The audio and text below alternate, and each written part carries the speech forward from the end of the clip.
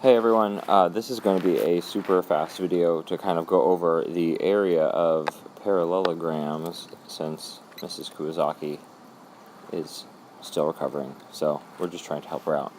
So if you haven't already, you should have labeled all of these things with what you think their name is. So if you haven't done that already, pause it and try and figure it out yourself instead of just waiting for me to give you the answer, because that won't help you at all. So pause it. Okay, now you should be done by then.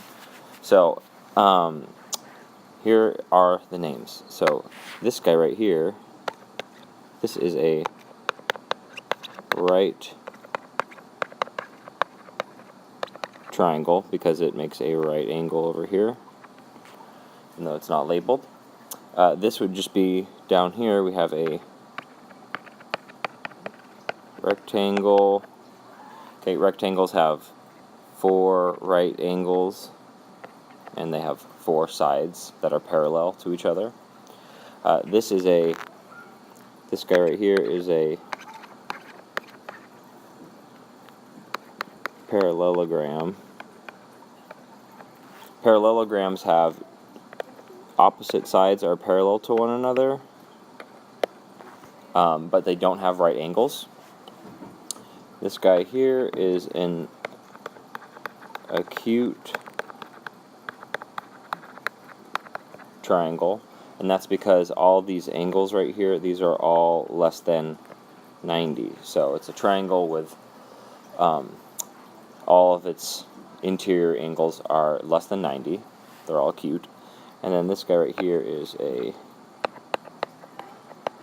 wow, that looks just terrible. This is a trapezoid.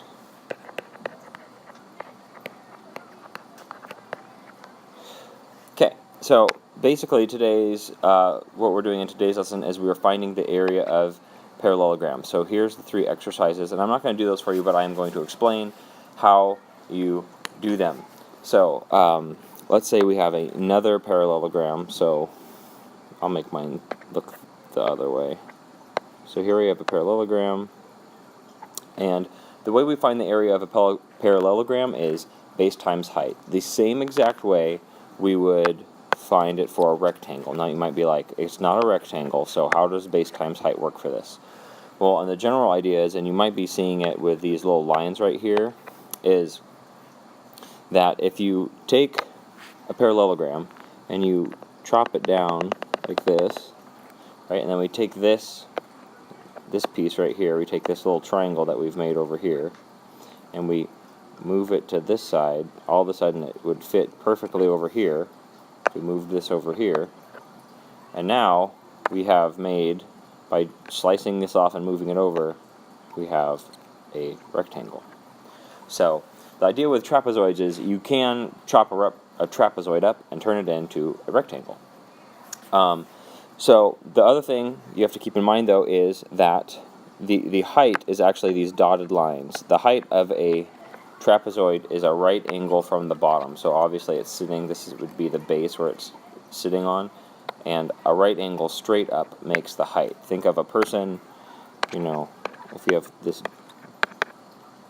dude here, this is like a pirate, I guess, and and you have a piece of, you have a tape measure. You're not going to measure his height, going like this.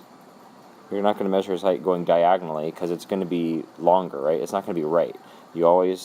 You would take it right from where he's standing, and you would go straight up. So, these things right here, these on the trapezoids, these are not the heights. They're just the sides. The heights are actually these dotted lines making a right triangle. Sometimes you might have a really extreme trapezoid that looks like this, and you're like, I can't actually chop a whole thing from it and move it over to make, where's the height? I start at the bottom and I go up, but it's not going all the way up. Well, think of this as still, or it's sitting along here, and you could imagine that's going out like this, and then it's going to go straight up.